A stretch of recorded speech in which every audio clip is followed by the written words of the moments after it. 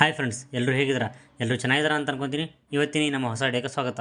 ಇವತ್ತಿನ ಈ ವಿಡಿಯೋದಲ್ಲಿ ಗೃಹಲಕ್ಷ್ಮಿ ಯೋಜನಾ ಹಣ ಬರದೇ ಇದ್ದವರು ಏನು ಮಾಡಬೇಕು ಹಾಗೂ ಏನು ಮಾಡಿದರೆ ನಿಮ್ಮ ಖಾತೆಗೆ ಗೃಹಲಕ್ಷ್ಮಿ ಯೋಜನೆ ಹಣ ಬರುತ್ತದೆ ಎಂಬುದರ ಬಗ್ಗೆ ಸಂಪೂರ್ಣ ಮಾಹಿತಿ ನೀಡಲಾಗಿದೆ. ಈ ವಿಡಿಯೋವನ್ನು ಕೊನೆಯವರೆಗೂ ನೋಡಿ. ಹಾಗೆ ಇನ್ನೂವರೆಗೂ ನಮ್ಮ ಯೂಟ್ಯೂಬ್ ಚಾನಲನ್ನು ಸಬ್ಸ್ಕ್ರೈಬ್ ಮಾಡಿಕೊಂಡಿಲ್ಲ ಅಂದರೆ ತಕ್ಷಣವೇ ಸಬ್ಸ್ಕ್ರೈಬ್ ಮಾಡಿಕೊಳ್ಳಿ. ಹೌದು ಸ್ನೇಹಿತರೆ, ರಾಜ್ಯ ಸರ್ಕಾರದ ಮಹತ್ವದ ಯೋಜನೆಯಾದ ಗೃಹಲಕ್ಷ್ಮಿ ಯೋಜನೆಗೆ ಅರ್ಜಿ ಸಲ್ಲಿಸಿದ ಎಲ್ಲ ಅರ್ಹ ಫಲಾನುಭವಿಗಳಿಗೆ ಈಗಾಗಲೇ 6 ಕಂತುಗಳ ಹಣವನ್ನು ಅವರ ಖಾತೆಗೆ, ಅಂದರೆ ಸರಿಸುಮಾರು 12,000 ರೂಪಾಯಿ ಹಣವನ್ನು ಅವರ ಖಾತೆಗೆ ಜಮಾ ಮಾಡಲಾಗಿದೆ. ಇದೀಗ 7ನೇ ಕಂತಿನ ಹಣವೂ ಸಹ ಅರ್ಹ ಫಲಾನುಭವಿಗಳ ಖಾತೆಗೆ ಜಮಾ ಮಾಡಲಾಗುತ್ತಿದೆ. ಈ ಯೋಜನೆಗೆ ರಾಜ್ಯದ ಎಲ್ಲ ಮಹಿಳೆಯರು ಅರ್ಜಿ ಸಲ್ಲಿಸಿ ಈಗಾಗಲೇ ಇದರ ಲಾಭವನ್ನು ಪಡೆದುಕೊಂಡಿದ್ದಾರೆ. ಆದರೆ ಇನ್ನೂ ಕೆಲ ಮಹಿಳೆಯರು ನಮ್ಮ ಖಾತೆಗೆ ಗೃಹಲಕ್ಷ್ಮಿ ಯೋಜನೆ ಹಣ ಬರುತ್ತಿಲ್ಲ ಎಂದು ಕಮೆಂಟ್ ಮಾಡುತ್ತಿದ್ದರು.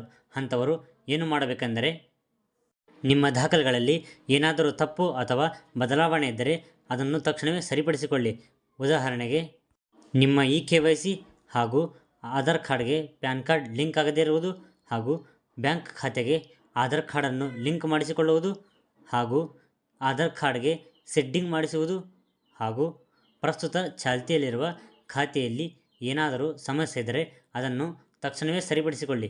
ಅಥವಾ ಹೊಸ ಬ್ಯಾಂಕ್ ಖಾತೆಯನ್ನು ತೆರೆದು ಗೃಹಲಕ್ಷ್ಮಿ ಅರ್ಜಿಯಲ್ಲಿ ಅಪ್ಡೇಟ್ ಮಾಡಿಸಿ.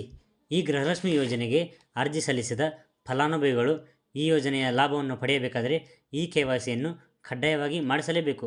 ಹಾಗೂ ಬ್ಯಾಂಕ್ ಖಾತೆಗೆ ಆಧಾರ್ ಕಾರ್ಡನ್ನು ಕಡ್ಡಾಯವಾಗಿ ಲಿಂಕ್ ಮಾಡಿಸಿರಬೇಕು. ಅಂದಾಗಷ್ಟೇ ಈ ಗೃಹಲಕ್ಷ್ಮಿ ಯೋಜನೆಯ ಹಣ ಅವರ ಖಾತೆಗೆ ಬರುತ್ತದೆ. ನೀವೇನಾದರೂ ಈ ಗೃಹಲಕ್ಷ್ಮಿ ಯೋಜನೆಗೆ ಅರ್ಜಿಯನ್ನು ಸಲ್ಲಿಸಿ ಈ ಯೋಜನೆಯ ಲಾಭವನ್ನು ಪಡೆಯುತ್ತಿದ್ದರೆ ತಪ್ಪದೇ ಕಮೆಂಟ್ ಮಾಡಿ. ಹಾಗೆ ಈ ವಿಡಿಯೋವನ್ನು ಇಲ್ಲಿವರೆಗೆ ನೋಡಿದ್ದಕ್ಕೆ ಧನ್ಯವಾದಗಳು. ನಮ್ಮ ಚಾನಲನ್ನು ಸಬ್ಸ್ಕ್ರೈಬ್ ಮಾಡಿಕೊಳ್ಳಿ.